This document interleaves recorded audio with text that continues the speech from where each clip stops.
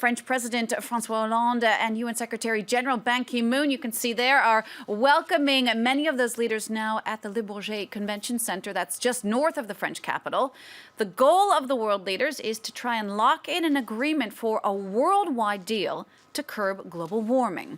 France 24's environment editor, Mireille Dundas, is covering this summit very closely for us, and she joins us now from there, the summit also known as COP21. Mireille, what more can you tell us about what's been happening there so far this morning? Well, we know that the world leaders are meeting this morning with the ultimate goal to rein in global warming because, as some of us, or many of us know, 2015 was the hottest year on record. And to tell us more about that, I'm joined by Michel Jarraud, Secretary General of the World Meteorological Organization. Many thanks for joining us. Thank you. Good morning. Can you tell us why are temperatures rising and how much higher can they go?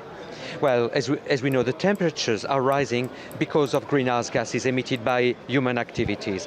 And indeed, this year is going to be the warmest ever since we have records. But remember, last year was already the warmest. So what is important is not to look at individual years, but to look at the trends. And what we've been doing, we've been also consolidating this analysis over the last 5 years. This is the warmest 5-year period. It is the warmest 10-year period. So whichever long-term average you look at, there's a trend towards warming. And this warming is due to human activities.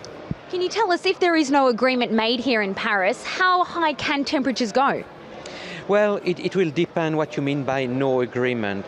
If the agreement is not sufficiently ambitious, it means that it will not be possible to contain the warming below the 2-degree threshold. However, depending on the ambition level of the agreement, we might be able to contain it under 3 degrees, under 4 degrees. If nothing is done, business as usual, it might be an additional 5 to 6 degrees. And anything above 2 degrees would mean quite serious, in some cases catastrophic consequences. Can you explain what those consequences might look like?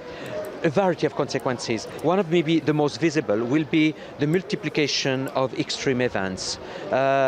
More heat waves, more drought. In some other places, heavier precipitation translating into floods.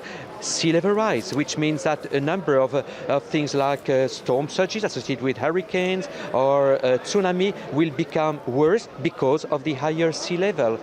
So there will be impacts on many things, on health, on tourism, on almost every socio-economic sector. So this is actually quite worrying. This is why it's so important to get a strong, ambitious agreement here in Paris. And just finally, quickly, what do you say to people who say that these weather patterns are just a natural phenomenon, that nothing to do with climate change?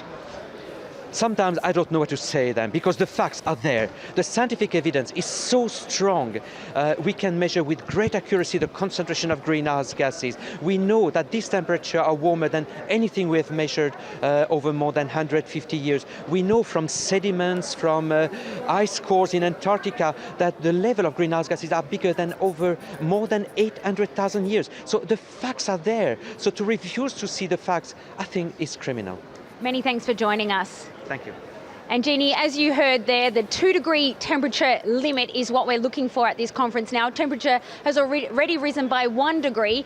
Over the next 2 weeks, we'll be deciding what we actually see as a future in terms of our temperature rise. All right, Mireille, thank you so much for that. That's Mireille Dundas there reporting from Le Bourget, where the Paris Climate Conference is now underway. Speaking